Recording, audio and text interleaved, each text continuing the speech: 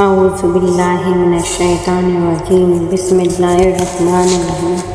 آج میں آپ سب کو قصہ حضرت انس رضی اللہ تعالیٰ عنہ بن رضی اللہ تعالیٰ نذر کی شہادت کا سناتی ہوں۔ بسم اللہ الرحمن الرحیم۔ حضرت انس بن رضی اللہ تعالیٰ عنہ نذر ایک صحابی تھے جو بدر کی لڑائی میں شریک نہیں ہو سکے تھے۔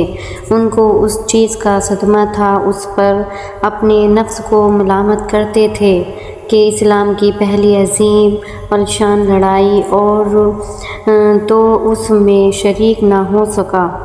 ان کی تمنا تھی کہ کوئی دوسری لڑائی ہو تو حوصلے پورے کروں۔ اتفاق سے احد کی لڑائی پیش آ گئی، جس میں یہ بڑی بہادری اور دلیری سے شریک ہوئے۔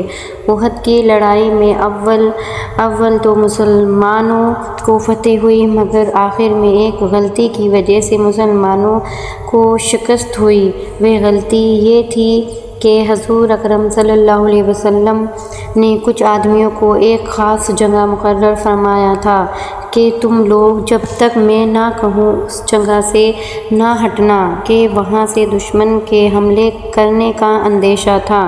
جب مسلمانوں کو شروع میں فتح ہوئی تو کافروں کو بھاگتا ہوا دیکھ کر یہ لوگ بھی اپنی جگہ سے یہ سمجھ کر ہٹ گئے کہ اب جنگ ختم ہو گئی، اس لیے بھاگتے ہوئے کافروں کا پیچھا کیا جائے اور غنیمت کا مال حاصل کیا جائے۔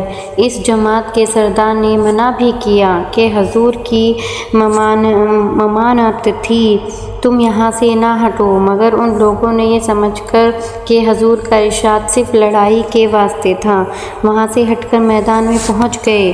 بھاگتے ہوئے کافروں نے اس جگہ کو خالی دیکھ کر اس طرف سے آ کر حملہ کر دیا۔ مسلمان بے فکر تھے، اس اچانک بے خبری کے حملے سے مغلوب ہو گئے اور دونوں طرف سے کافروں کے بیچ میں آ گئے، جس کی وجہ سے ادھر ادھر پریشان بھاگ رہے تھے۔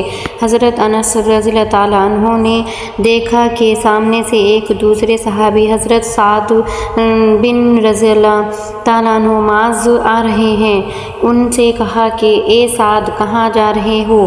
خدا کی قسم، جنت کی خوشبو احد کے پہاڑ سے آ رہی ہے۔ یہ کہہ کر تلوار تو ہاتھ میں تھی ہی کافروں کے ہجوم میں گھس گئے اور اتنے شہید نہیں ہو گئے، واپس نہیں ہوئے۔ شہادت کے بعد ان کے بدن کو دیکھا گیا تو چھلنی ہو گیا تھا۔ 80 سے زیادہ زخم تیر اور تلوار کے بدن پر تھے۔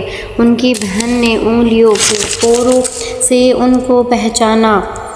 جو لوگ اخلاص اور سچی طلب کے ساتھ اللہ کے کام میں لگ جاتے ہیں، ان کو دنیا ہی میں جنت کا مزہ آنے لگتا ہے۔ بے شک یہ حضرت انس رضی اللہ تعالیٰ عنہ کی زندگی ہی میں جنت کی خوشبو سونگھ رہے تھے۔ اگر اخلاص آدمی میں ہو جائے تو دنیا میں بھی جنت کا مزہ آنے لگتا ہے۔ بے شک میں نے ایک معتبر شخص سے، جو حضرت اقدس مولانا شاہ عبد الرحیم صاحب رائے پوری رحمۃ اللہ علیہ کے مخلص خادم ہیں، حضرت کا مقول سنا ہے کہ جنت کا مزہ آ رہا ہے۔